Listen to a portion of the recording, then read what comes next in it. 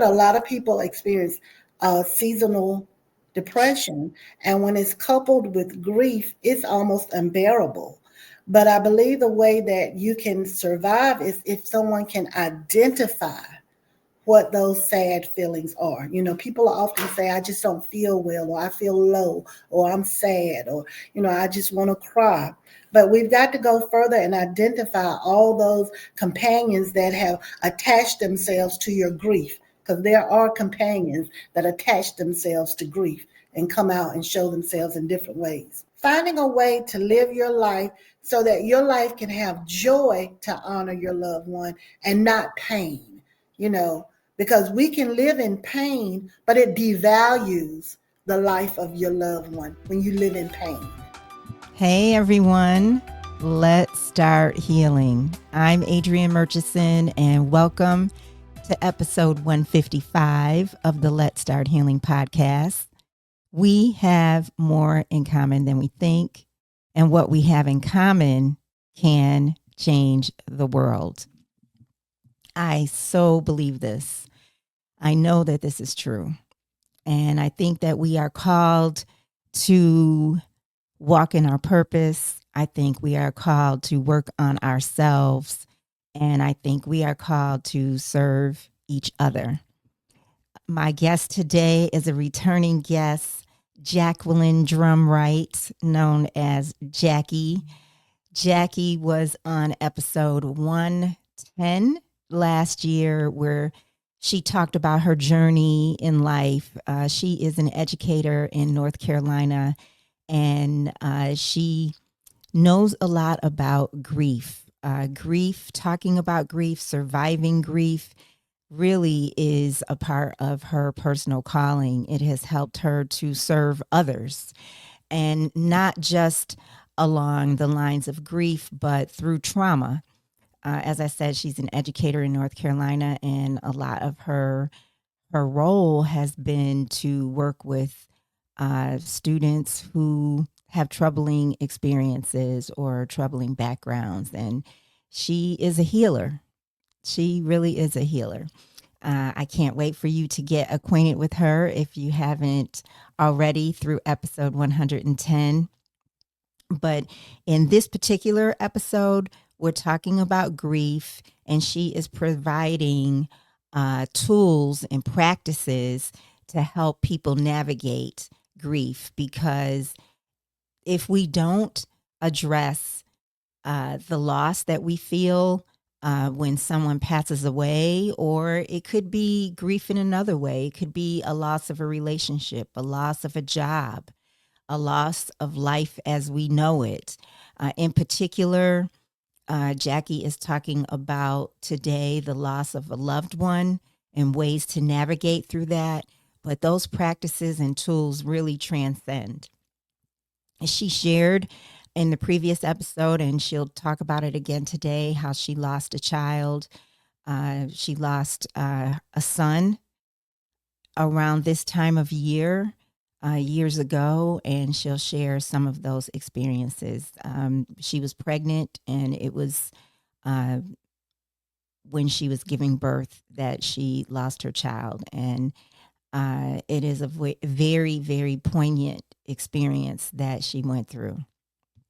I'm going to actually share another episode around this as well, because I've just been having some personal revelations about grieving for myself as a result of talking to Jackie for this episode. Grief is really, really something. It just, the healing in my life just keeps coming and coming and coming. And we talk a little bit about how we can experience the loss of our loved ones in different ways. My immediate family is gone. My parents and my two brothers are gone, and grieving each of them has been different. My father, grieving him, I had such a need to stay connected to him, and truly, by the grace of God, I was able to stay so connected to my dad when he passed, and still today. but I dreamt about him once a week for 2 years after he passed. And I was grateful for that because it kept him very present for me. It kept him very connected for me. And then after those 2 years, I would dream about him sometimes. Now I am not currently a what I would call a religious person. I'm a spiritual person, and I know that's thrown around a lot in these times, but I am truly a very, very spiritual person. That's why I love this podcast so much, because I'm able to talk to people from different backgrounds. And I'm bringing that up to say that when my father died, so I was raised Catholic. So when he died, it was a Catholic service. And uh, the church, actually, I think it was the police department, because he was a policeman, um, gave our family a Bible, and it has his name inscribed in the Bible and his date of birth and his job. And it's up by my bed, but this Bible, the binding of it is just tattered, tattered, tattered.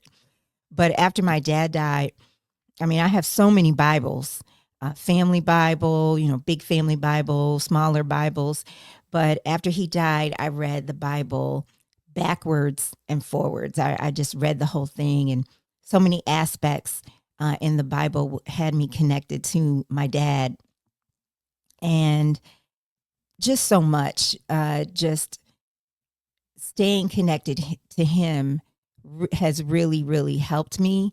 And then when my mom passed, I had to put my dad in my mind. I'm not saying that this is really true, but in my mind, I thought I have to stay so connected to her that I needed to put my dad on the back burner. And so I had this conversation with him.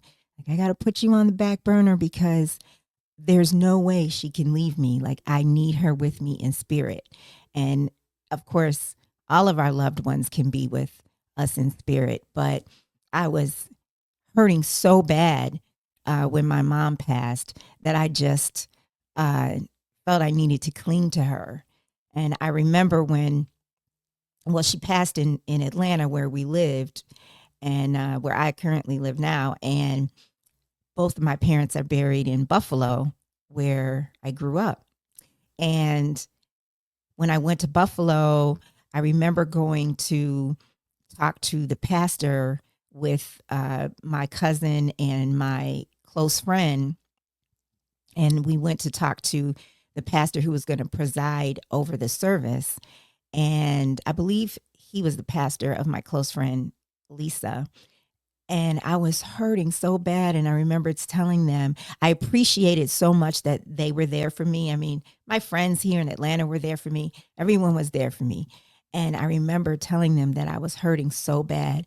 I could not imagine being with someone in a supportive way when their mom passed.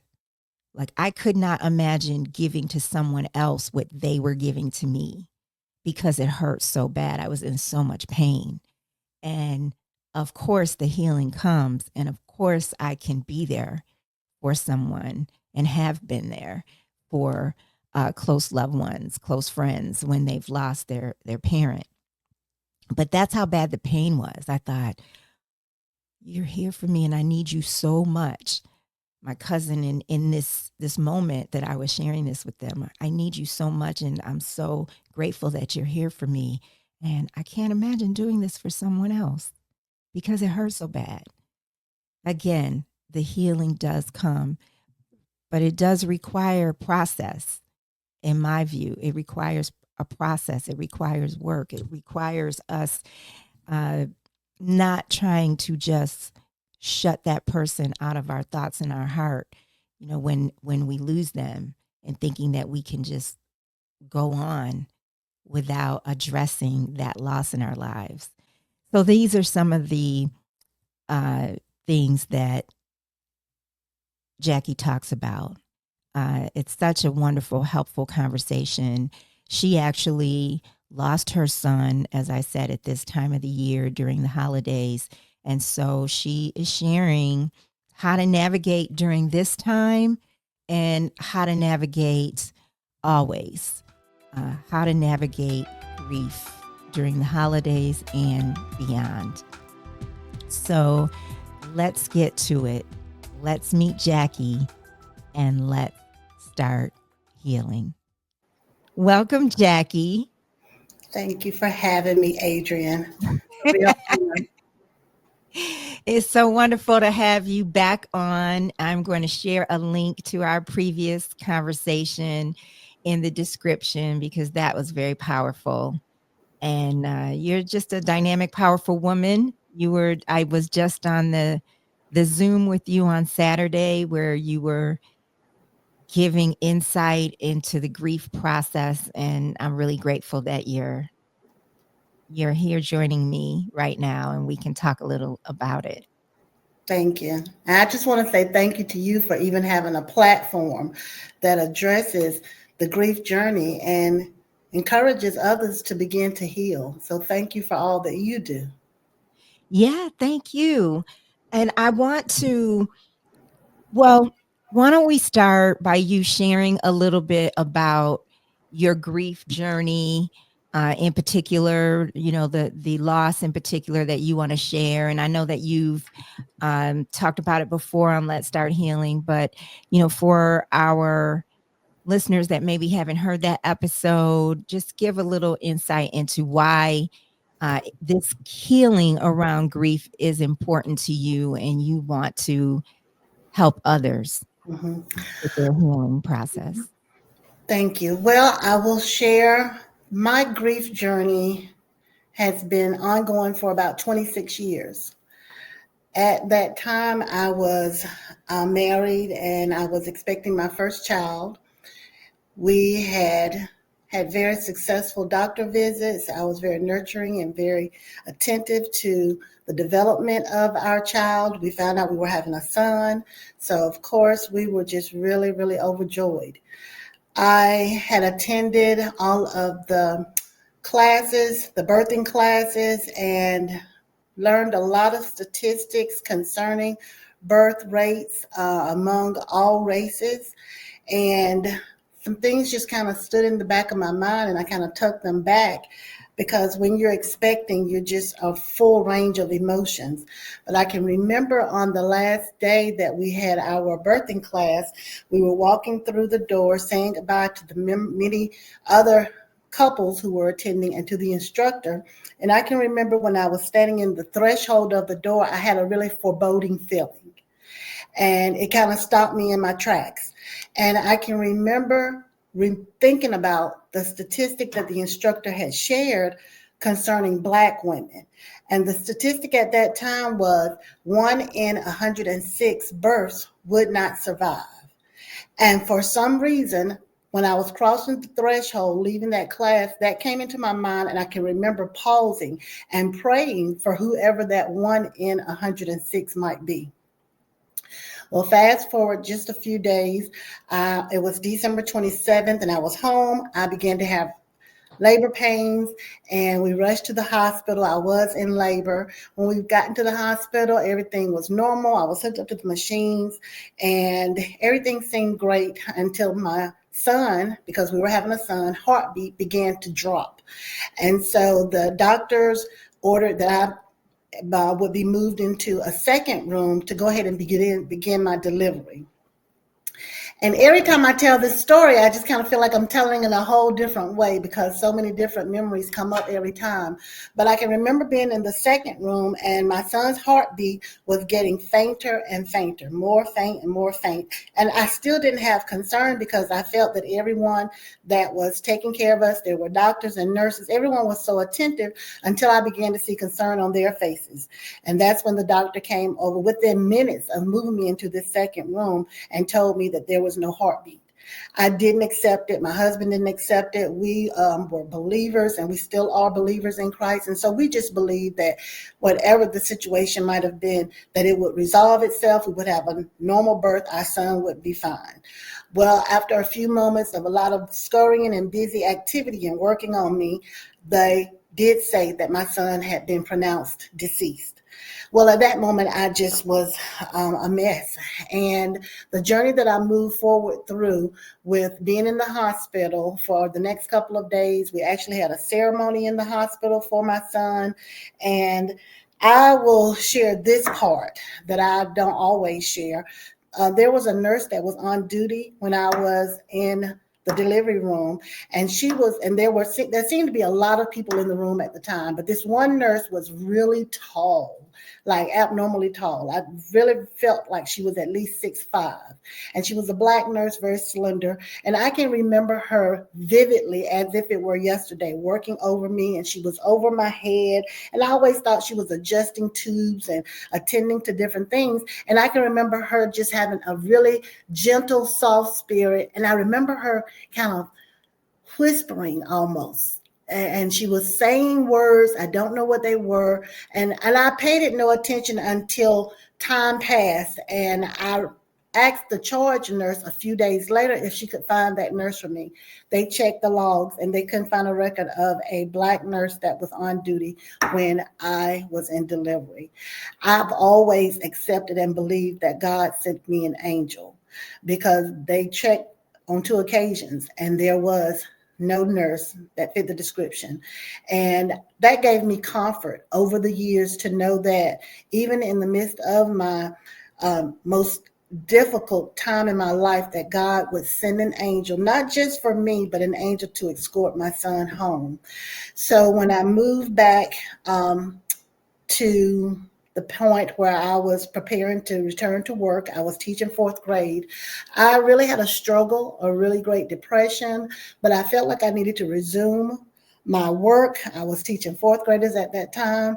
But I will tell you, I went through such a severe depression, but I was that kind of functioning depressant. I kind of compare it to a functioning alcoholic. You know, you do what you have to do to get through, but you're not okay. And I was really in a state of shock and denial, um, great depression, great anger. I can remember asking God, why did you take my baby? You know, I thought that I was doing things the right way in terms of my health. I was really a committed believer in the Christian church world. And it just baffled me that there were women who were having babies, teenagers who were having babies that didn't want babies. It baffled me that there were so many different women that, in my eyes, I viewed were not fit to be mothers. But I thought that I was fit to be a mother, but my son was taken. So over the next few years, I came to a point where I accepted I did need to seek some counsel. I did need to reach out for professional help. And during that time, I was placed, or I found a really wonderful therapist that just kind of helped to walk me through some very natural steps to help me to kind of get my grounding back, because it just felt like my feet were kicked from up under me for about 2 years. You know, as you're talking, I'm thinking about when you were on the podcast before, and you were mentioning how you had asked God, why me? Why me? And am I right that you said God said, because you can handle it? Yes, that is true. I was sitting on my sofa and I was just weeping and wailing. I mean, just the deepest cry that I think you can have, from the bottom of your soul. I was just wailing, why, God, why? And that is what, in 26 years, that's the only word that I have received, because you could handle it. I almost want to cry because I feel like I'm getting a revelation. And um I'm wondering if the revelation, and I'm going to bring myself into this in a moment, but I'm wondering if the revelation is when he said you can handle it, Hmm. you have deep compassion for people Hmm. and insight and a way of communicating with the essence of a person. And you do that in your work and talking to students, your students who have had a range of troubles because they come from a range of backgrounds. Hmm. And it's like what we have an experience sometimes so that it can put us in a place for what our calling is. Mm-hmm. And for me, my lifelong journey has been to be strong in self-love. And I Mm-hmm. think I've had some of the experiences I've had so because I see love in other people, and I really want people to know that, God is love, period. And Mm-hmm. so I just wonder, is that like, what do you think about what I'm saying? I mean, when God said, because you can handle it, is it, Mm-hmm. I think it's because of this purpose, Mm-hmm. in you, and where you found yourself in your career and education, and um counseling, mentoring, teaching, connecting, Mm-hmm. with these students. Mm-hmm.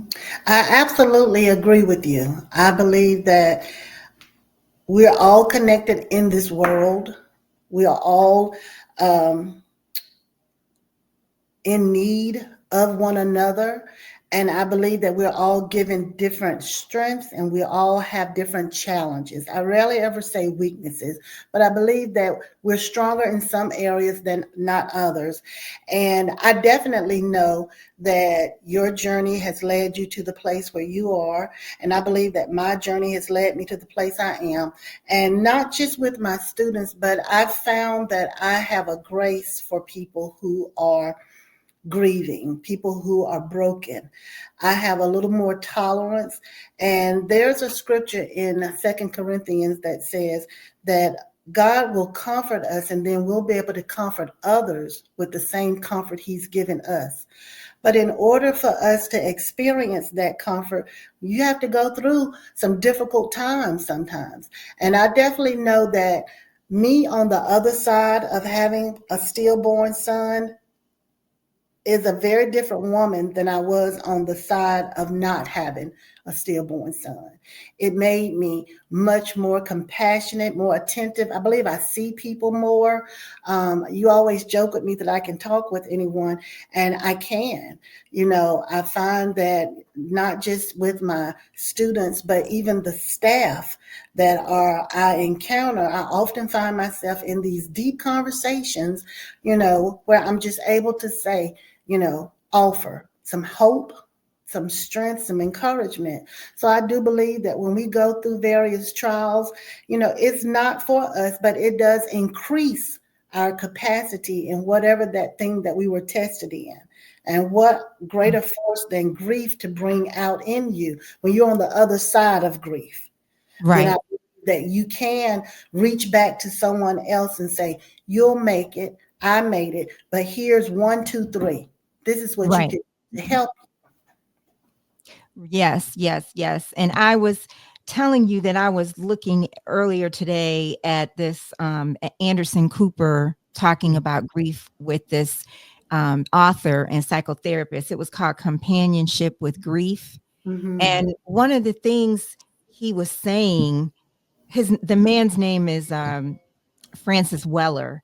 And one of the things he was talking about, I'm looking at my phone so I can speak to some of this. And I think you even brought this up also the other day. He said he was talking about how grief is not meant to be stuck in our body. It's meant to move through our body. Yeah. Absolutely. And one of the things he was talking about also was how important it is to honor the grief. Absolutely. Yeah, I definitely agree with that. I agree that grief, like any other emotion, can find a place and it can settle in you. And I believe that if we don't move grief and shift grief and grow through grief, that it can cause other physical challenges and emotional challenges because we're not meant to stay in a place of grief. I always think about different cultures and how different cultures have different ceremonies and how they celebrate the homegoing of their loved ones. And sometimes most cultures actually, when we look at the cultural timeline, everybody has a time frame of grieving or mourning. Some time frames are longer than others. And I believe that we have to take that time and mourn, because there is a season for everything. For Yeah, those who follow the Christian faith, the Bible says that in Ecclesiastic, there's a season to be born and a season to die. There's a season to laugh and a season to cry. And so there is a season for everything. But I believe that when we don't shift our grief, make some effort to move through the grief, that we can be stuck in it, and you'll find yourself years down the road still in that same place of mourning. absolutely true. Absolutely true. Um, and one of the things he brought up was he said that it creates we disconnect. So, and then we can fill up with, rage sometimes, and, Absolutely. all these different feelings that Mhm. we still keep stuffed. And he Absolutely. said that it can create numbness, Hmm. and that creates an inability to feel. So Hmm. to feel like you have this connection with other people, right? This empathy, and you see people, but it can create an inability to do that. I mean, I've seen that in people I know. Oh, yeah, me too. Yeah. Yeah. So incredible. Let me go to some of your tools, and excuse me for looking down at my That's phone. that is. And I don't know, I'm sure you told me, but I don't know that I knew that this happened with your son in December. Did you Mhm. say December 27th? December 27th, I went to my last doctor's visit, and December 28th, I went into labor and I delivered my son December 28th. No kidding. Yeah, yeah. So yeah, have the holidays over the years, were Hmm. they hard early on? Has it gotten easier? How is it for you? Yeah, they were challenging, but I do have a very large family unit that always made sure that I was not in a place of sadness, I guess. And once we did go on and have two more children. God blessed us and restored us. And so once I had my first daughter, and I had her 2 years after the passing of my son Emmanuel. She gave me such healing, and she began such rituals. When she was just 3 years old, she asked, could we bake a cake for him on his birthday? I had never thought of that, and that was a wonderful thing to do to celebrate him. But I know that a lot of people experience seasonal depression, and when it's coupled with grief, it's almost unbearable. But I believe the way that you can survive is if someone can identify what those sad feelings are. People often say, I just don't feel well, or I feel low, or I'm sad, or, I just want to cry. But we've got to go further and identify all those companions that have attached themselves to your grief, because there are companions that attach themselves to grief and come out and show themselves in different ways. And say more about that. Well, Companions can look like what? Well, all emotions are connected. If you're happy and joyful, then exuberant, as well. On the other spectrum, if you're sad and you have severe grief, you can have a guilty type grief. And that was the kind of grief that I felt. I felt like I had done something as a mother to cause the death of my son. So I had a guilty grief. And then there's a bitter type grief where you're angry, but you're also very bitter, and it makes you really sarcastic and negative, and there's an angry type grief. There's a denial type grief, and there are different stages, we know, but grief shows itself in so many ways.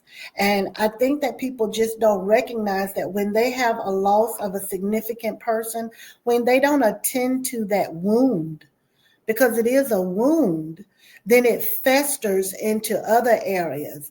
It festers into anger most times, but then it'll fester into isolation. It can fester into addictive behaviors. All kinds of companions will come along grief in an effort to soothe yourself, but if you don't acknowledge it, like really be aware. I lost this person and it hurts and I'm angry, and then seek out some help. In the Yeah. Black community, we don't seek out help. Yeah. And it's almost like a taboo. I can remember certain family members who were on disability for mental illnesses. And I can remember other family members saying, they're receiving a crazy check. Yeah. And, even if you go to a doctor for mental issues, they, term it as like, crazy. You're going to see a doctor because you're crazy, or whatever word that they want to phrase. But I have always embraced therapy and counseling. I've always, since I was in college, I've Yeah. always embraced being able to get things up and out.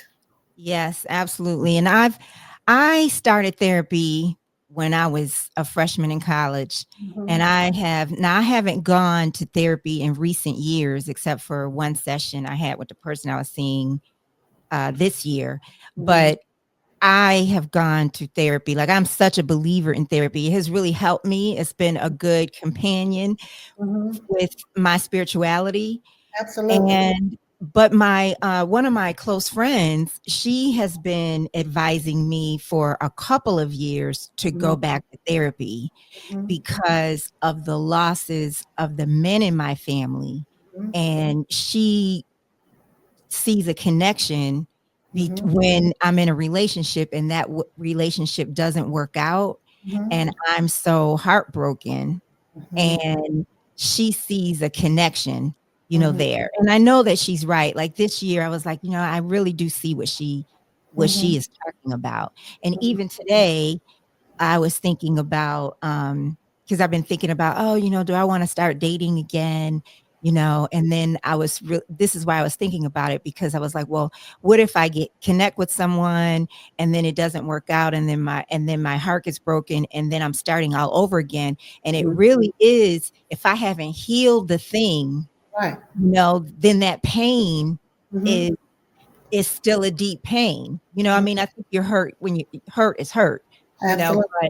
but the deep dive of the pain might not be as severe Yeah. if you know what I'm saying? If I Yeah. address what that grief is, if I address that loss, all Yeah. the losses. Yeah, I agree. And I agree with your friend. And I don't think it would hurt anything. I was riding along today and I was listening to the radio and they were talking about PTSD in soldiers. And it just immediately clicked. We have PTSD in grief. Oh, Because yeah.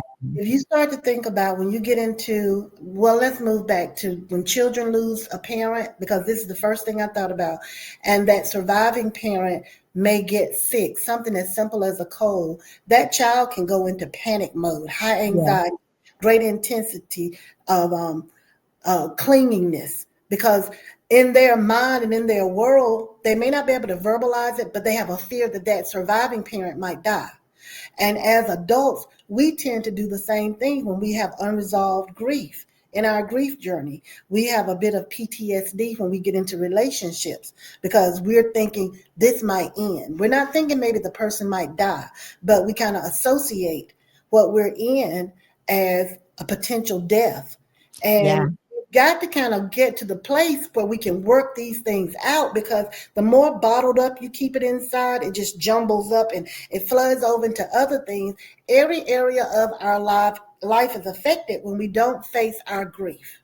Yeah, that is so true. And it's so important to stay or be connected to your faith.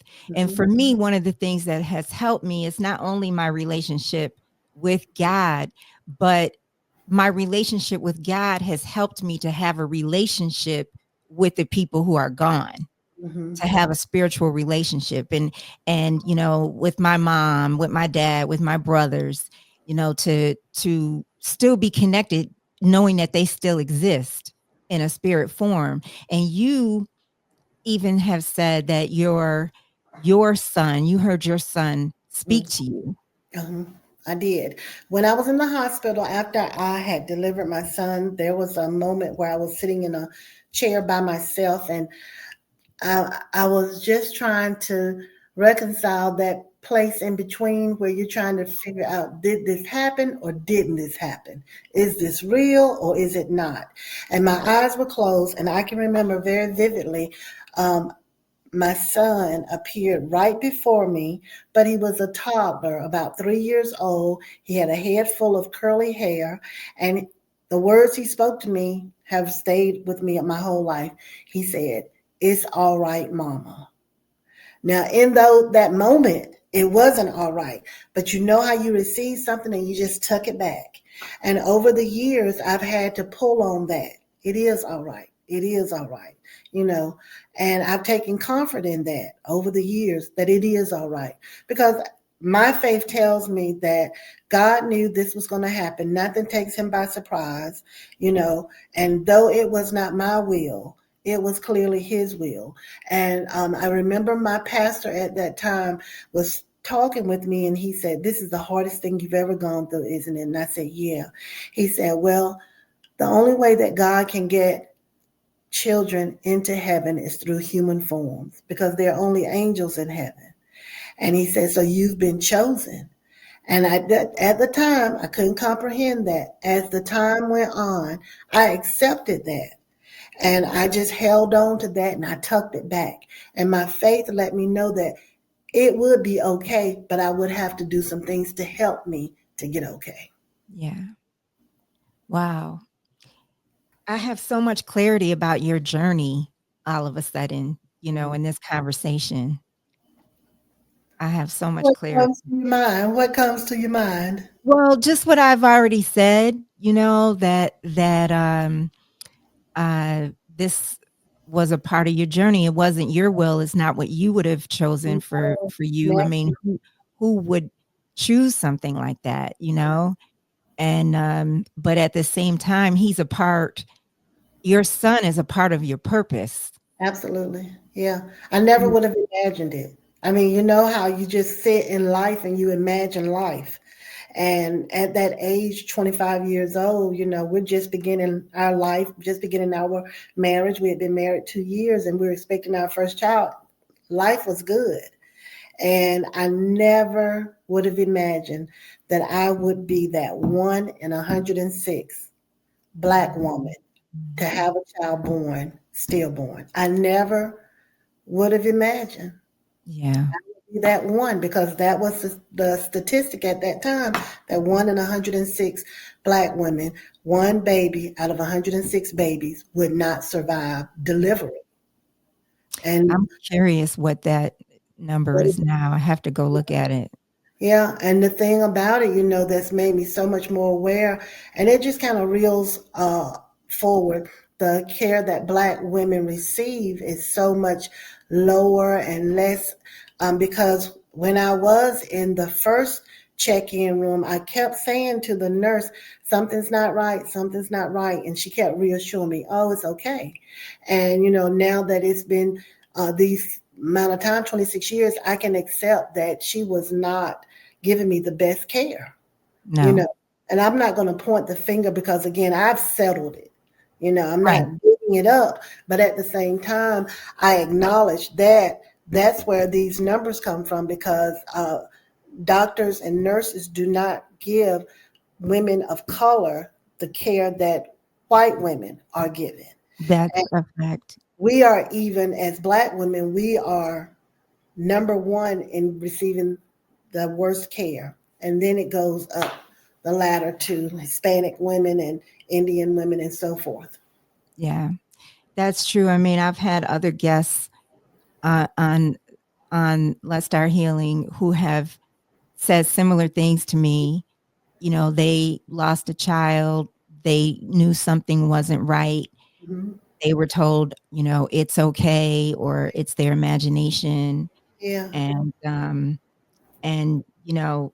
I've told you about my mom, losing her first child, Mhm. who was a boy, and his name was Brian, Mm. and she lost him on April 11th. So I think of April 11th actually as his birthday, Mhm. and she she was feeling fine, and then she wasn't, and she said she had too much salt in her diet, Mhm. and that it could have been absolutely prevented. Mhm. Yeah. Yeah. I Yeah. definitely could have. Yes. I want to go through some of your tools and tips. And one of the things that you talk about is, I believe you're saying a person has to decide, do they want to get through this grief process, Mhm. right? Mhm. You said, do you want to progress in your grief journey, and to write, I want to heal and I want to progress in my Mhm. grief journey, Mhm. and to speak to what is the most significant loss.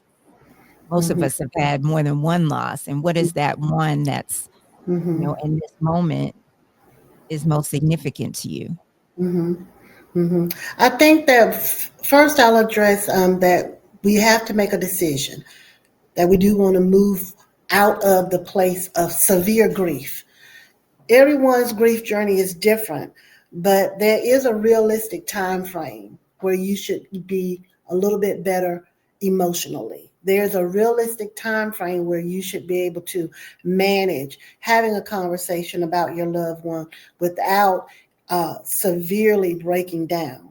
I think that there's nothing wrong with crying. I think it cleanses you. I think that there is a place for crying. I even recommend to people to set aside a time to cry. And some would say, well, how do I make myself cry? You don't make yourself cry, but if you find that you've been a little more heavy mentally and heavier and feeling sad, perhaps you might get some photos of your loved one, or you may go to some place where they love, and you'll find that there will be a cleansing that takes place. But I've always said also, you can't force anyone who's not ready to move out of where they are, because grief is depression. That's basically what grief is. It's depression because of a death. And so if someone does not just first acknowledge, I really am sad and depressed because my loved one died, then you're right there as a helper, a friend, a family member, a counselor. You're kind of stuck right there. You have to start right there to just kind of help that person really recognize you are depressed. And there's a thing called clinically depressed. And that's what I was, clinically depressed. And I had to find myself in a place where medication was given to me. And I accepted that. And I didn't accept it with the negative stigma of, oh, I've got to take antidepressants. I accepted it as, if this is going to help me get up and take my shower and put my clothes on and comb my hair, that's what I'm going to do. Because Mhm. that's how low my grief had me. I didn't want to get out of bed. And there were days I wanted to go under the bed. And I've always told this story about times when my mother had come to stay with me for a couple of weeks, but she had to go home. Then my husband had to go back to work, and I was left at home. So I had a span of time that was supposed to be in my maternity leave, and I was left at home. And I can remember voices saying, go under the bed, go under the bed. But I knew if I ever went under the bed, I was not coming out. I think that there was a defining moment where I had to say out loud, I'm not going under the bed. God help me, because I was sinking low. And I know that there are people who have not recovered, because I've met women that are still, the pain is just as fresh as if it happened last week, last month, last year, but it's been decades. It's been decades. And their pain, and they are so raw because they refuse to take anything to help heal that broken heart, that wound, that empty place. Even if they've had other children, they still are broken because of that loss. Yes, and you're speaking to, I think we talked about this recently, you and I, about a willingness. Mm-hmm. Maybe we don't know how to get out of that space, Mm-hmm. but, to at least acknowledge, I want to get out. I don't Yeah. know how, but I Yeah. want to. I'm willing to figure it out, or God help me. Yeah. Anything any kind of willingness is going to help Mm-hmm. move you. Absolutely. It's going Yeah, to, but it's a decision to just stay in that place. it is. And It's, it's comfortable.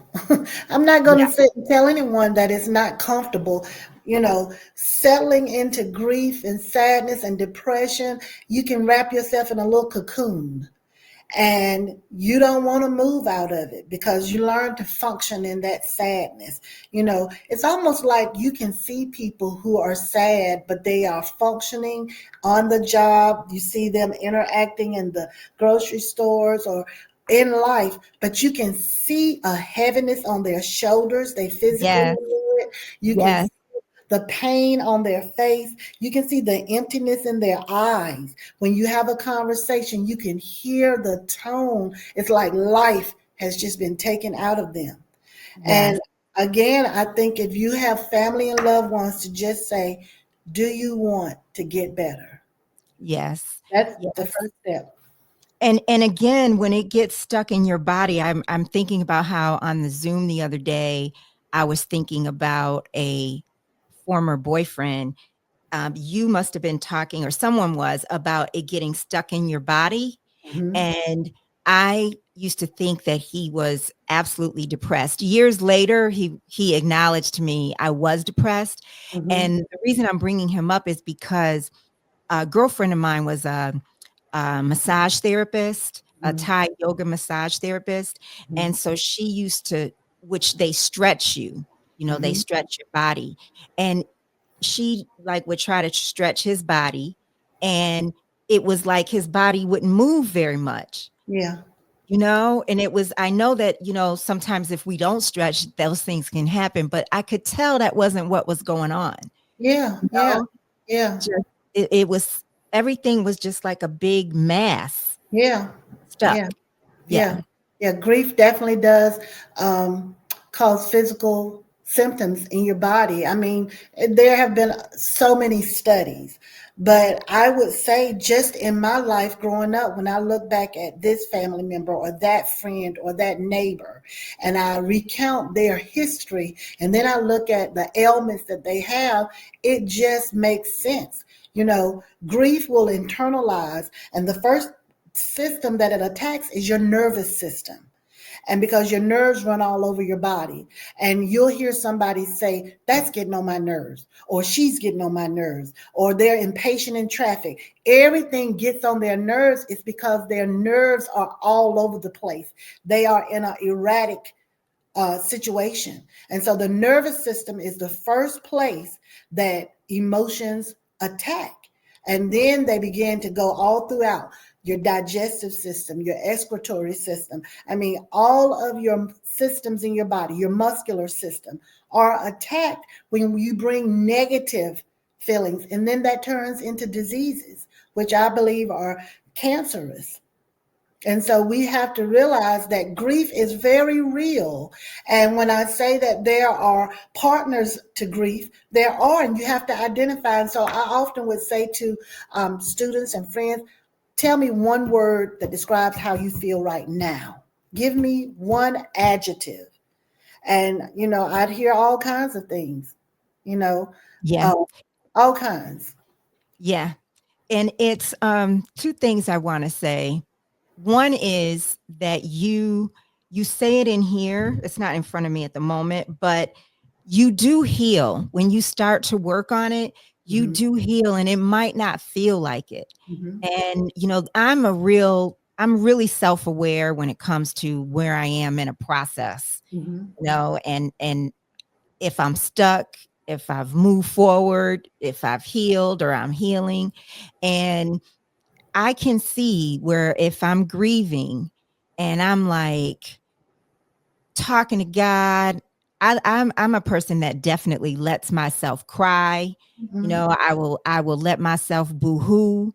Hmm. I'll be real honest and authentic, in my conversations with God about how I feel. Good. And then I can see later where I'm better. How did that happen? I Mm. was just over here, Yeah. but I can tell that I'm better. Yeah. And so Yeah. we do heal if we just let ourselves do the work. Absolutely. I agree with you. I agree with that. Yeah. Yeah. And I wanted to mention, and I've been meaning to bring this up to you, is that grief looks different. We can grieve people differently. Like the losses, we I, can grieve them differently. Like oh, yeah.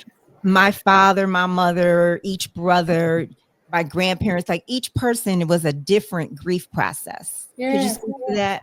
It's definitely a different process because of the relationship you have. I have not lost my mother, but I would imagine that a mother's loss is the greatest grief anyone will have, regardless of the relationship you have, because that's your first relationship.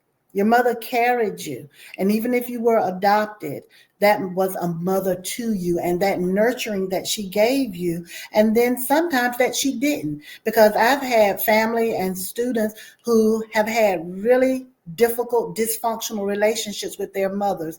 But I always say every child loves their mother.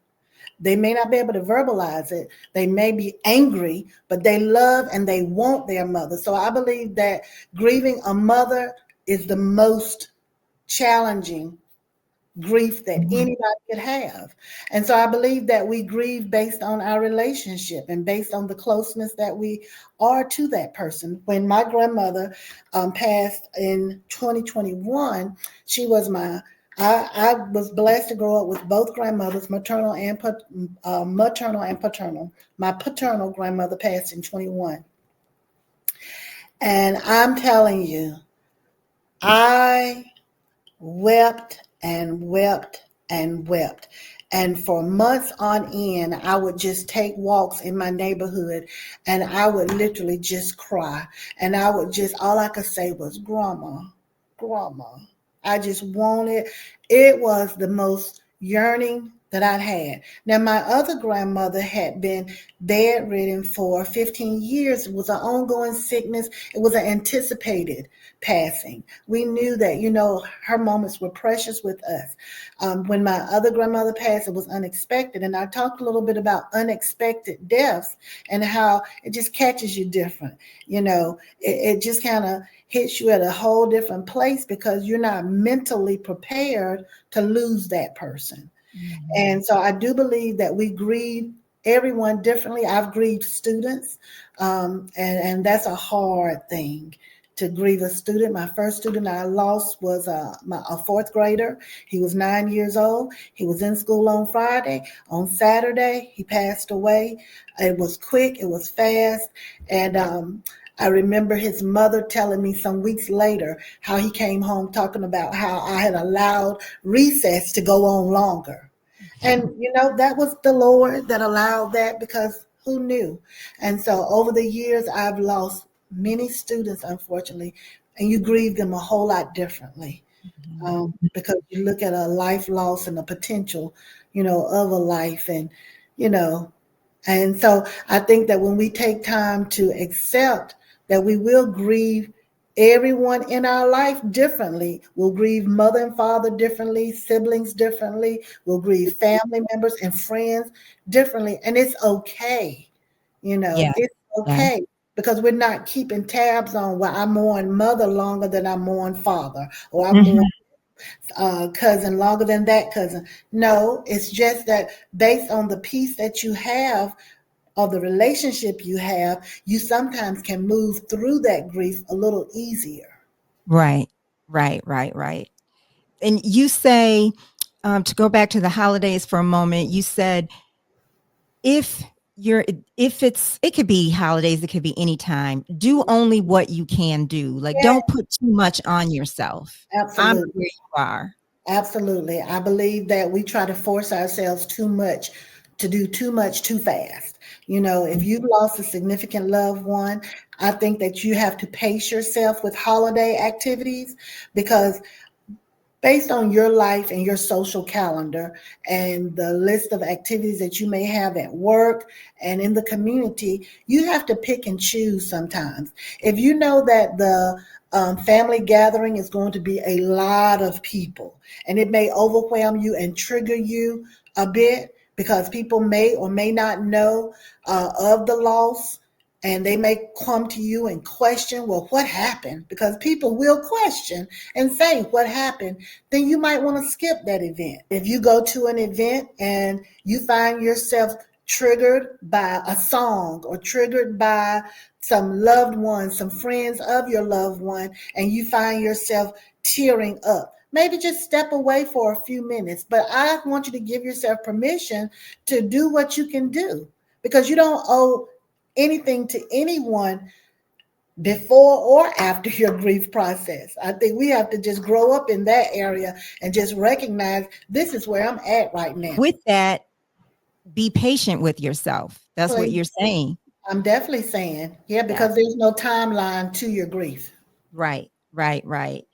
And you say, I love this. You said, and this ties into the guilty grief. Stop asking why. Why did this happen? Yeah, I think that you can drive yourself insane asking why. I think there's some questions you probably won't ever get an answer to. It's normal to ask why. I know when my son died, I was begging the doctors, what happened? And why did this happen? Then I went further, begging God, why did this happen? And it was just constant. Why, Lord? Why, Lord? And I just found myself on this repeated cycle. Why, Lord? Why? And it was dead silence. That will drive you insane to keep asking why. What you should ask yourself is, how can I get through this? You know, my baby is gone. My mother is gone. You know, the reality is, and I say it to people, and it is a hard pill, they're not coming back. And you're not going where they are at this time. I need to accept it. So the question is not, why did this happen? But how can I live with what has happened? How? Yes. Yeah. I had an awareness when I saw this play about 10 years ago, and it was about two couples and their son and daughter, the son of one couple, the daughter of another couple. They had been married and they died in a car accident. This was like the story, of the play. And they were getting together at one of their homes, and they kept wanting to know why. Why did this happen? Why did this happen? And I realized at the end of the play, finally, they got some kind of answer that didn't speak to why this happened. It just, they came to some space of peace. Okay. They didn't get an answer to the question of why. But what struck me was, why is a distraction. And it was, I don't know if I said this already, but it was 2 years later when they got together. So the whole interim before the 2 years, each couple is struggling. They want to blame, this or that, they want to point fingers, but it was a distraction because they weren't able to grieve. Right. It's a way to not deal with this loss actually took place. Yeah. And we're all human. I think we all can do this, but that's what it is. Yeah. And it's a real question. I mean, sure, you want to know why. I mean, I have friends I have one friend, her mother went in for a very routine procedure in the hospital and passed away, and she's constantly, why? There's no answer, but how can I live now? Yeah. Yeah. You say, write down, how can I live daily to honor the life of my loved one? I think that you have to get to the place where you accept the loss, and then you have to ask yourself, what can I do to honor them? How can I live my life? How can I walk out the remaining days that I have to honor my loved one?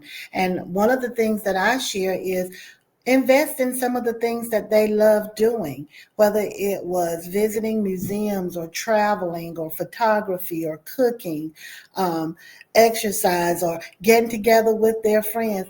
you can then begin to do some of those things in their honor, and you may just fall in love with it. And one thing that Absolutely. I was sharing, because I had a friend that said her husband loved her mother's carrot cake, and he's always asking her, make an effort to make the cake, and she would say, I'm not going to try. And I suggested to her, why not?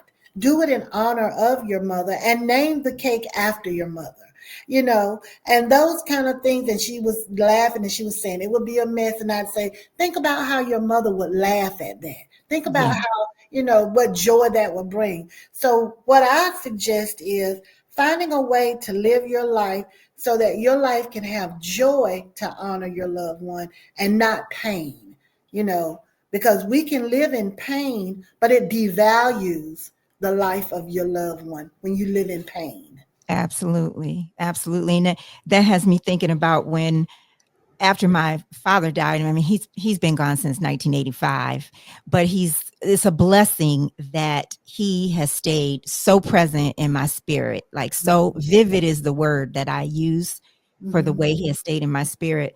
And I used to, up until the pandemic, for more than well over 10 years, I was going to this spiritual discussion group every Sunday morning.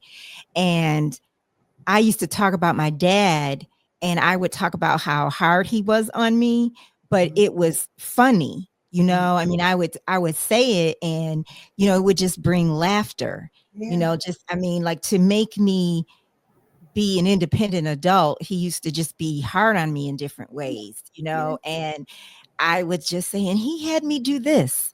And he just, and one day he said, God damn it, Adrian, I'm not going to have you be afraid to be alone in your own house. Yeah. He just would just get hard on me.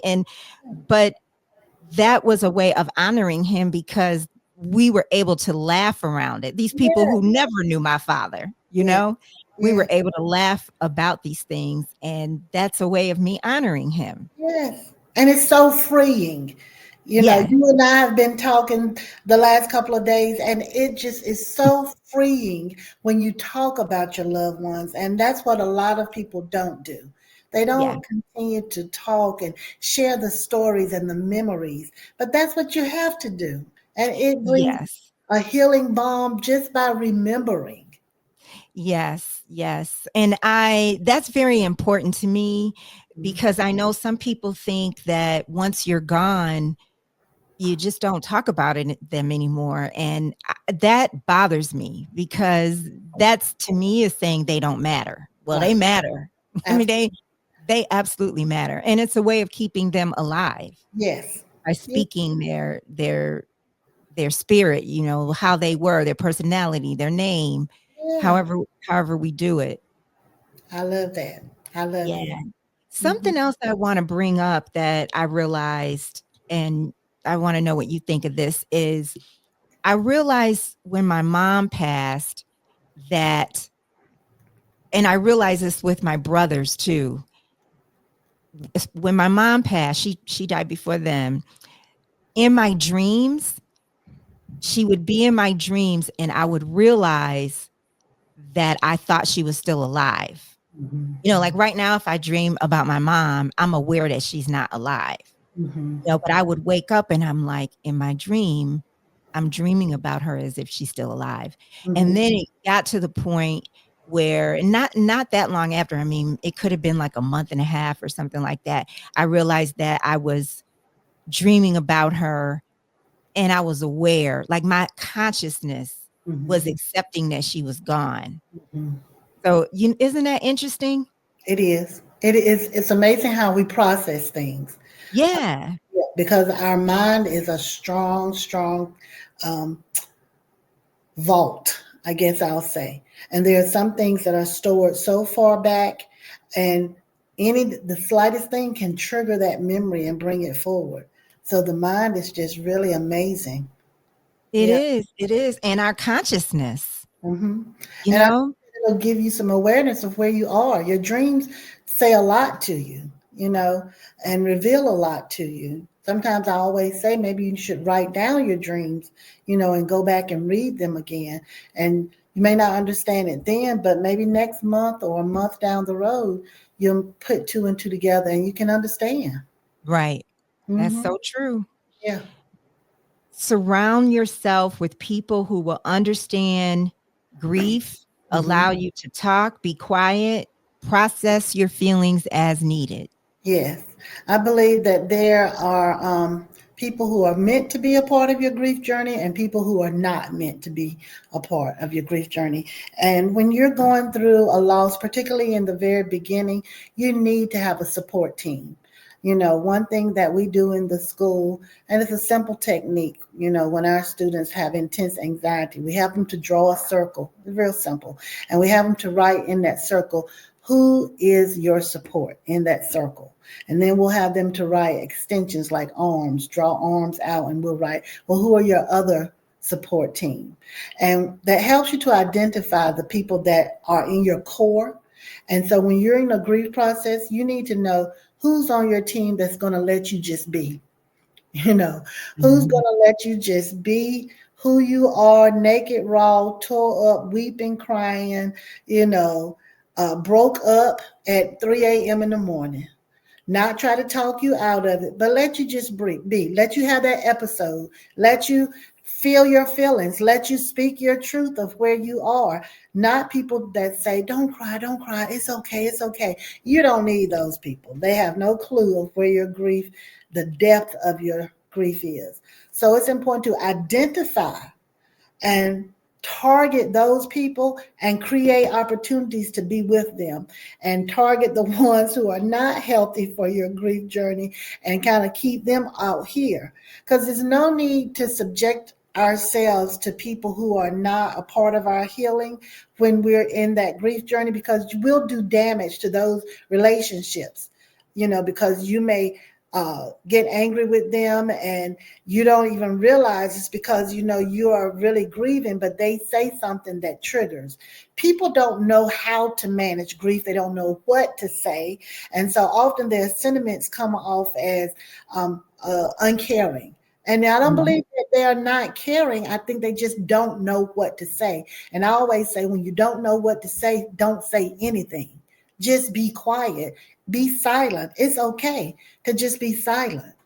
Yeah. And Yeah. I think also, now there's some things that just don't make any sense, and you bring up some of these Mm-hmm. in here, where people just say things that just don't make sense True. about when somebody dies. Like with my mom, it was, um, I mean, she's not in pain anymore. Oh yeah, people say that. And so, I mean, okay, but I miss her physically. I Yeah, miss her physical body being yeah, here, yeah. and you said for you it was you can have more children. Oh, Is that what they would that say? was the number one thing people said constantly, constantly. So there's those type of things, but there's other things that might be uh okay for one person and not okay for another. Like I feel it's I definitely want to acknowledge a person's loss. Like if you're um if your relative died and Mhm, I haven't seen you and a month has gone by and mhm, I see you, it's important for me to say to you, I understand, that, your relative passed away or your father passed away or, whoever that person is. On mhm, election night, I had to call someone for a story, and I was aware that it was a politician, and I was aware that his father's wake was that evening. mhm, And so the first thing I said to him was, I understand that your father just passed away, and I just wanted you to know I'm sincerely sorry, and I'm keeping mhm, your family in my thoughts. And like, mhm, it's important to me to convey that. mhm, And but I'm saying that, but also I think some people might not want to hear I'm sorry, mhm. and this person was completely receptive to me. But what do you think of that? Do you think that's true that sometimes people may not want to hear the words I'm sorry? Sure, yeah, yeah. I definitely think that. I think that, boy, you should be able to read people's facial expression, because they know you're getting ready to say something. You mean, because we have that pause moment. And Yeah. So I think that that helps. We need to be discernful and look at their body language. If they're tense, if they're anxious, maybe just leave it. Just, I'm thinking of you and your family. Mm-hmm. Mm-hmm. Yeah, but we may not know before we even say anything. I'm here for you. Mm-hmm. You have my condolences. I think the less you say, the best.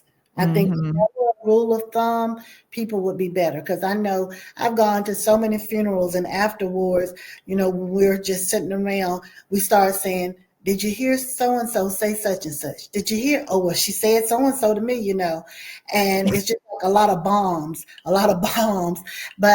And you're gonna have that because it's just human nature to make an effort to comfort people. But I think for us on the receiving end, we're all at different stages. But I think that, I know when I want to offer condolences, I try to just be really aware. I try to, even whether I'm at the funeral or it's been some time since the funeral, I just try to be really sensitive. There was a teacher this year who lost her baby, who was about 6 months old. The baby never came home from the hospital. I have not said a word to her concerning the death of her child. I have not Mm-hmm. been a time. I've been in her presence consistently. I've been in meetings sitting side by side. But her body language, her energy has just told me that she's racing through it. She's doing all she can, Yeah. put it behind, distract herself. She's Yeah. she's almost giddy. And I can recognize that behavior as Yes. distracted behavior, denial behavior, just shock. I have Yeah. not said one word to her. I have literally been in her space where it's just me and her, and I won't even reference the loss of her child. So Yeah. I think that when we know to do better, we should do better, um, because everybody doesn't need your condolences. Everybody doesn't need "I'm thinking of you." Everybody doesn't need "I'm sorry." Everybody doesn't need it because they don't really believe it. If you want to know the truth, Mm. you know, I think that we think it's a sentiment and it's the right thing to do and the right etiquette, but I would suggest go a step further and pause a moment and read their face, read their body language, see if the tension is in their shoulder because they're braced, because everybody's coming to them, and skip it. Skip Mhm. And I it. think, first of all, although I'm gonna say something contrary to what you're saying, I Mhm, think you're 1,000% right. mhm, Right. And I just find it so interesting. And I'm thinking about my nephew right now because I just know he would agree with you, you mhm, know. And I find, like, I think about the things that people have said to me, mhm, and I mean, it touches me if mhm, somebody who I barely know, but mhm. they're aware of I experienced a loss, Yes. and they acknowledge that, Mhm, I'm touched by that. mhm, Now, when I've been in real pain, like when I went back to work after my mom passed, and I knew, people were gonna come up to me, and I knew it was just, the first person that came up to me, I really feel bad for him because he came up to me and, he said he was sorry, and I just feel bad for him because, I mean, I just immediately welled up, you know, because and it's the reality that my mother's gone and somebody's, is telling me that, she's gone. And it's not him, it was the reality of the mhm. situation, you Yeah, the know. Like, reminder. I'm in the day, I'm here on a day that Yes. my mother's not here, Yeah. and months after my brother Jeff passed, I was on my way to a small work event, like a freelance event. And I knew this person was going to ask me. Something told me in my head, this person's going to ask me if I have siblings. I just knew it. There's no reason for me to think that this person was going to ask me this. And I was like, what am I going to say? I'm going to say, I have two brothers and one died. Because I just couldn't bring myself to say I have one brother, you know? Well, that brings the thought to my mind. Why do you feel the need to share that one died? Because the reality is you have two brothers. And if it's a total stranger, you don't really owe them an explanation. You know, when people ask me how many children I have, sometimes I'll say I have three and one is in heaven. Sometimes I'll Mhm. say, you know, three and then sometimes and no explanation. It just depends on the circumstance, but I hope that you'll give yourself permission from now on when asked about your siblings to say, I have two. Yeah, Yeah, yeah, they, yeah. no further explanation is warranted. Mhm. Yeah, Well, it's true. They're both gone now, so it's true. I do have 2. you have two. I have 2. I have 2. Yeah, And I think it's also honoring myself, yeah. like it's a way for me, to honor where I am. Mm-hmm, They're not with me anymore. mm-hmm. And I have 2 that were with me and they're not here in physical form Right. anymore, so I It think goes it's back to just doing what you can do. You mhm. I think Yeah. for the rest of our life, for those of us who have lost significant loved ones, will be managing those type of conversations. And I Yeah. think beforehand, if you just have a few statements tucked away, it'll just start coming naturally. It'll just And come. you said I haven't gotten to it yet, but you said one of the things that you will say is, "Thank you. I just need to take my space now." Oh yeah, when you find yourself confronted with someone and they're intrusive almost, and they want to talk about your loved one. They come to give you condolences, but then they start going on and on. I simply say, thank you. I just need my space now. And then I'll break eye contact with them. That's important. And then if they don't walk away, I will walk away because I won't be held hostage to someone that wants to interview me about the death of my loved one. I'm shaking my head at the thought of somebody doing that. Well, people do that. I Yeah. tell you, people will ask you, what happened? I didn't even know they were sick. Well, were they in the hospital? Or was it cancer? I mean, people will ask you Mhm. some of the craziest stuff. And I Mhm. don't know all the time. I'm not going to blame it that they don't know any better because many do know better. But I just think it's human nature. When I was married, I'm not married anymore, we would do visits to the hospital, my husband and I together.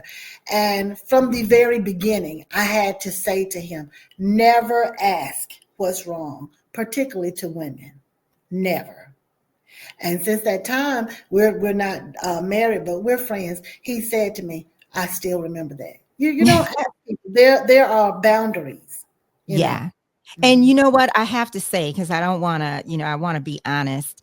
Uh, I go on the feeling because I mean, I wouldn't do that in a hospital, but I will say, I don't do it as much now, but in the past, for sure, I would ask what happened or, you know, were they sick? And then I'll let them take the lead in how they respond. In fact, to be honest, I feel like I did that last week and the Mhm. person responded and told me. And but my mom, the reason that I stopped doing that so much is because when she would talk to someone and I would say, "Well, what happened? I don't know. Did you ask?" "No, I can't ask that, Adrienne," And so she was like you. And Yeah. so I've don't do that as much, but I mean, I think I know my instincts will tell me if it's Mhm. appropriate or not appropriate. Mhm. That's good. Yeah. Yeah. You say it's important. What do you want to say? I think that's the reporter in you. You are investigative. I'm going to just always lean on, I'm not going to interview someone. I'm just not going to ask what happened. And, because I mean, it could be suicide. I've gone to funerals and people didn't know what happened. And later on, you found out, it was suicide. Yes. And Yeah, so absolutely. I agree with you when you say, you kind of go on your feeling.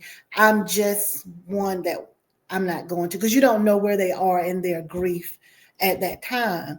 And so having to retell that story for the 20th time that day may be the one thing that breaks them. So, Hmm. I don't want to be that one that causes them to go over, you This know. is important what you're saying. This is If the loss is really very important. recent, I don't want anybody out there in the world to ask people what happened. If it is very recent, and when I say recent, I mean within 6 months, within a year, because why do you need to know what happened? What we need to do is to be there for them. I just had a friend, a college friend, her husband passed away just immediately. And all of us were on the phones and texting, well, what happened? Did you hear? Well, what happened? What happened? And it was almost like people wanted to know the gritty details. Well, they went to the hospital and it was just this. And I thought, God help his wife, help his two Mhm. children. Because that's an unexpected death. We don't need to know what happened. We need to understand it's happened. And it's going to be pretty devastating for the next couple of months and years to come. So I Right. don't want to know the details of someone's passing. The passing is the detail. This is really huge what you're sharing. Really huge. Mm. You say journal. I so believe in this. Yeah. Journal to your loved one. Oh, I yeah. so believe in that. That's a big one, writing letters, particularly at pivotal moments. If it's a birthday, if it's the passing date that they pass, write a letter. Whatever significant event, I would suggest write a letter and say, we just had Thanksgiving and we gathered at my brother's house, and cousin Sam was there and he was cutting up, and we really thought about you, and I wonder how you would have reacted when Mary came in, and keep it lighthearted. But then you might go into, well, I really do miss you, and I really wish you were here. But I honor your memory every day. Bye. And what are you doing to honor that memory? Bye. Or I talk of you often. You know, Write a letter, because I wrote a letter to my son. It took some time, I will say that, but I finally wrote a letter, and I mean, it was like an elephant was lifted off my chest to just say, how I miss you, son. I never got to hold you. I never got to give you a bottle. I never got to, put you to bed at night. I never got to see you go off to kindergarten. I mean, it just started flowing out of me, all the things I never got to do. But then God gave me a revelation. What I did get to do was grow a life for 9 months in me. And now I can say he was offered as a sacrifice to God. And I've got to get to where my son is. And I'm motivated to live my life that I can see my son again. And his initials were IAD, I add. And so when I write letters, sometimes my letters will talk about what you added to my life in those 9 months and Mm, what you added to my life in these 26 years.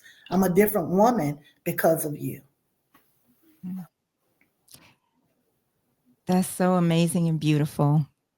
I mean, because I'm so aware of the connection and the power, of writing Uh-huh. and, just writing, period. Like if we just journaled, period, there's a power in that. But also journaling to, a loved one who's gone or to God, Mhm. is that's a real, real connection. It And it's is. so healing and It is. It's just freeing to get all of that jumbled up stuff out, and get it out of your head.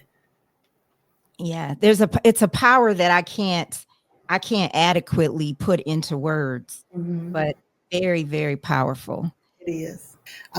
When I resumed my daily activities after the loss of my son, and my mother had left and my husband gone back to work, it was a struggle to get up and just take a shower. And it came to me that we really need to give people 3 tasks a day that are going through grief. Because when you overwhelm them with grief books and videos and YouTube and all these resources, they don't have the capacity to read that. They don't have the focus. Their Yeah. attention is not going to be there. But if you say, can you do these 3 things today?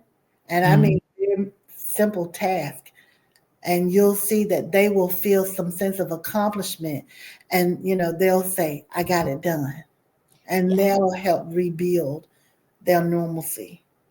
Yeah. One of my other friends taught me what you're sharing too. Just I was able to brush my teeth today.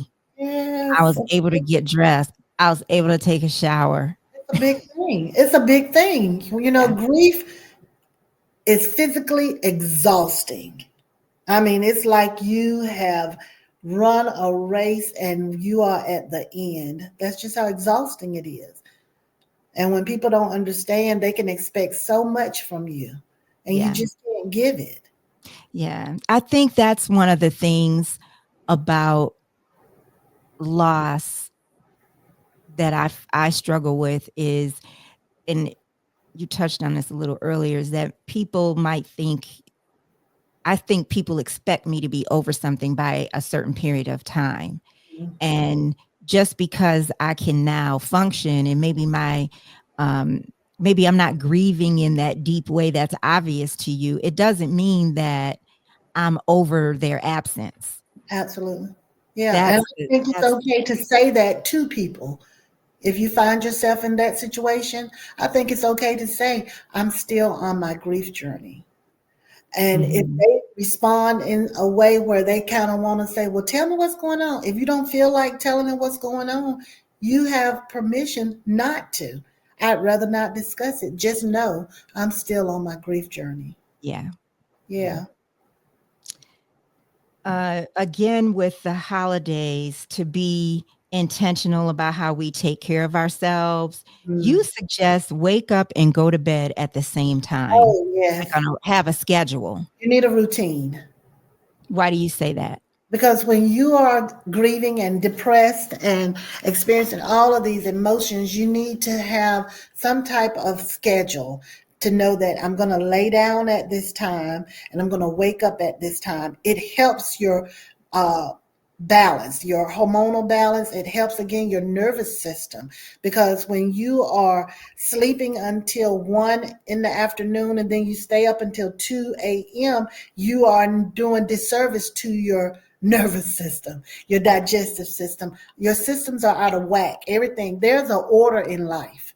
And so when you have a routine, it helps you to kind of get some stability to yourself. So you may have to force yourself to create bedtime and a wake up time, but it will help you. It will really help you. You say um, visit your doctor and share Oh, where you are. yeah, everyone has a doctor, I hope, and if you don't, you should find one. And I went to my gynecologist when I lost my son, um, because, of course, they delivered the babies. And my gynecologist my OB was not on duty when I delivered my son, so I had another doctor's that was in the practice. So I went to my doctor because you have to do follow up visits. And I can remember the saddest thing. My first time I went, after I had lost my baby, I went to that doctor's office, and all those pregnant mothers were sitting around. And then there were mothers with babies, and I just wept and wept. And I remember saying to them, you all should have a separate entrance for mothers who have lost babies, because this is devastating. This is overwhelming. This is setting me back a great deal. But I did tell my doctor I'm low. I told her, I said, I can't get out of bed. I'm sleeping a lot. I'm anxious. I'm edgy. I'm arguing. I'm fussing. I'm cussing. I am all over the place. And she told me, understandably, she said, your hormones are out of whack. You need something that will help take the edge off. I'm going to prescribe this medication. And I welcomed it, because let me tell you, I was a basket case. I would weep and fall down in the floor. I mean, I have seen this on TV before, but I never in my life had any situation that caused me to weep and wail and literally collapse. But I stayed on the floor. Like for weeks following, I would just weep and weep. I get in the shower and I just weep. I just thought I don't have any more tears, and then there were more tears. Yeah. So when she gave me the antidepressant, within a, it takes a while, within a 4 weeks, 5 weeks, I don't know. I did begin to feel a little more energy. I felt less sad. I was in therapy at that time weekly. I needed it. I needed to be accountable to someone. I needed to talk therapy as well as the medicated therapy. And so I did both because that's what I needed. Because I'm telling you, I was just, and it was understandable, but I was a wreck. I was a wreck. I just couldn't hold myself together. I just could not. And the crying, sometimes I'd hear myself crying, and it was like I was having an out of body experience. And I was like, who is that crying? It Yeah. was, I mean, screaming, Yeah. my baby. So you need something. If anybody out there is identifying with what I'm saying, you need to go see your doctor. And trust me, they will nod their head and say, I understand, because you're not the first person. And I'm wondering, so you're naturally going to go through this deep pain, emotional pain Mm. because you lost your child, Yeah, right? And yeah. then I'm also wondering, is, postpartum depression, can that still happen Oh and yeah. compound things, you Hmm. know? Absolutely, it can happen and compound things, um, because that's very real as well. For me, again, I just was in shock. I'll Yeah. just describe it. I probably had some postpartum. I don't know. They never diagnosed me with postpartum. I was just in shock to the point where I couldn't really tell if I had been pregnant or not because my mind would just waft in and out. There were times where I'd still feel the baby inside of me. And that's why I say the mind is so powerful, and you have to take care of your mind. And when you find that you're trying to figure out um, what's real and what's not, you need to go and get professional help. Because Yeah. I literally would sometimes be walking along and I'm like, I'm still pregnant. I didn't lose my baby. You know, I mean, and then I'm like, girl, yes, you did. I mean, I'm having conversations, you know. So I'm in that in between place. And I was telling you, my heart goes to people who have had nervous breakdowns because that's a mental break. Something was so traumatic that they could not handle it in the time that it happened and they just broke mentally. And I know what that feels like because there were moments where I'm in between. I could have had a nervous breakdown. My saving grace was that in my moments where I'm figuring out, is this real? Am I pregnant? Did I lose my child? I couldn't pray long prayers. I couldn't get on my knees. I couldn't open the Bible. It was a blur when I would open it. All I could say was, help me, God. There were times I would just say, Jesus, Jesus. That was my prayer. That was my whole prayer for months on end. Jesus. And in that prayer of just calling Jesus, just saying, help me, God, he helped me. He rescued me. He pulled me up. He lifted me up. He stabilized my mind, and I just believe, that your faith will carry you. But at the same time, we have to do, the natural things. And I will preach that until I die. My faith is strong in God, but I always say we are first naturally made. When we are physical human beings, we are blood and bones and made up. We are physically natural. Then the spirit lives within us. We can't see that. Your mind, your emotions, your will, that's your spirit. You must take care of both, and there's a delicate balance to both. And you have to realize that you just can't think, I'm just going to take care of my spirit man, or I'm just going to take care of my physical man. You have to take care of both. Wow. This is so true. And I think that you're such an example of humanity, like the humanity that we are. The, we're human, We right? are. Yeah. And for me, let me go to God for a second. God is love. Hmm. We are an extension of God. We are created by God. We are love. Yes. Of course, net to me naturally, a mother is going to love what is growing inside of her. Hmm. I mean, just being, it's to me, being a mother is the closest thing that we have to God Hmm. for me. Creating life. Okay. Right. Hmm. You're creating life. You have unconditional love for your child. And I Hmm. understand that things can happen in life that can, can, that may not be the case Hmm. because of trauma or violence or something that somebody went through. Hmm. Okay. But in general, a mother is going to love this creation inside her body. Yes. I mean, that is just the way it is. And so the pain when okay, as a human, you're preparing for the delivery of your child.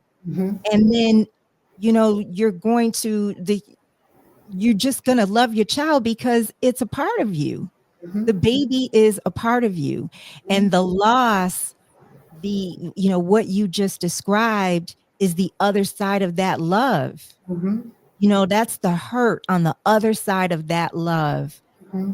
the hurt from the loss. And Hmm. it's just like the circle of humanity. It's and also when we consider what your purpose is, Hmm. that answering, this call that this experience has Yeah. brought to you, Yeah. it's just about humanity. Yeah. And I think we understate, what we are.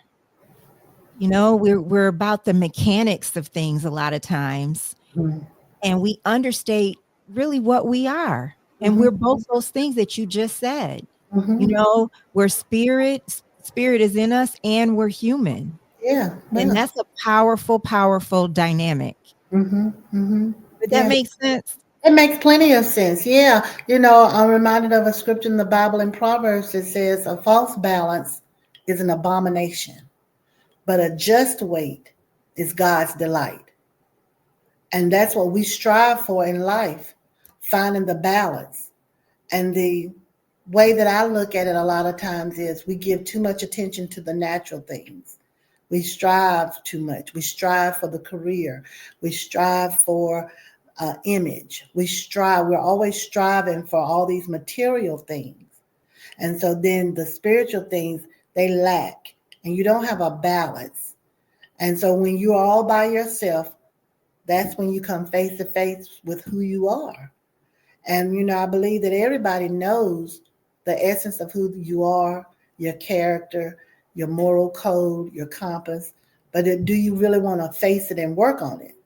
I always tell my children, be honest with yourself. Don't lie to yourself. You might can fool the world. You might can fool me. You might be able to put a mask on and go in and out of circles. But be honest with yourself. And I believe that when you're going through grief, it's the one opportunity that you have to just say, I'm just going to bear it all. Because in order for me to rise from where I am, I really need to just get the help that I need so that I can walk the rest of this life, in a healthy way. Mm-hmm. Hmm. Absolutely. Absolutely. Yeah. Wow. Well, I've taken these out of order, but I've spoken Yep. to almost all of them Yeah. except for the exercise. Oh, yeah. And that's another thing that you speak to. It is super important. Yeah. It shifts grief. We all feel better when we exercise. The endorphins that are released, help the cortisol level. It's scientific and it's been proven. You feel better when you move. you know. And Yes. so you are immobile and sluggish and not moving, you just kind of sludge around. And naturally, you don't feel well because you don't have things moving and things are not operating the way they should. So you just got to move, do something. Right, right. Hmm. And so if people want to reach out to you and they want you to, because there are different people, groups that are grief support groups or, uh, just opportunities to speak about this topic. Hmm. How can people get in touch with you? They can reach me at my email. I can share that now. It is JACDRUM35 at Gmail. So it is jackdrum35 at gmail.com. I can be reached at my Google number, which is 919-725-7040. And I'm always honored when I have opportunity to share with anyone how we can survive grief of any sort. I have a friend who had a son who was murdered, and that is right up there with the most intense of grief that you can experience. And definitely, I always encourage her, you can't do this on your own. You need someone to walk along with you. And it'll be a long road, you know. Mhm. But I believe that the more we stay connected to those that have experienced what we've experienced, the stronger we can become. And there will come a day when you can look back and say, it hurts, but it doesn't hurt as bad. Right. And that's what we should strive for. Because I can look back 26 years and I can still say, oh, how I wish my son was here. If I could snap my fingers and have him here, I would. But I don't long for him the way I did 25 years and 24 years ago. I don't. I've grown, and God has healed that empty space in me, that pain, that hurt. It doesn't hurt anymore. And I believe that my life, I make a strong effort to honor the memory of my son, who I never got to see alive, but I believe one day I will. And I believe that there are others who can make a goal of whatever their goal may be. I can't tell people what their goal will be for their grief, but I can recommend that you move forward. Yeah. And I know that it can hurt so bad. As you were talking, I was thinking of my brother who I've told you he lost his child. Mhm. And as a baby, he was a year old. Mhm. And I know that that pain he carried, Mhm. throughout the rest of his life, Mhm. and it was hard for him to face pain, and I Mhm. think that, I understand it's hard, it's so hard, as you have so beautifully described, but, just try and believe, try and also believe, Yeah. that, facing it and letting yourself Mhm. feel that pain and emotion and grief, it Mhm. does move you forward, and you just shared how you are an absolute example and proof of that. Mhm. Mhm. Yeah. So, Yeah. thank you so much, Jackie. I really am honored to be here with you, and I look forward to talking with you again. I'm always open to talk with you or anyone on this topic. Thank you. Thank you for joining us. Remember, you can find all episodes of Let's Start Healing wherever you get your podcasts. Please share Let's Start Healing with at least one person that you know. Until next time, let's start healing.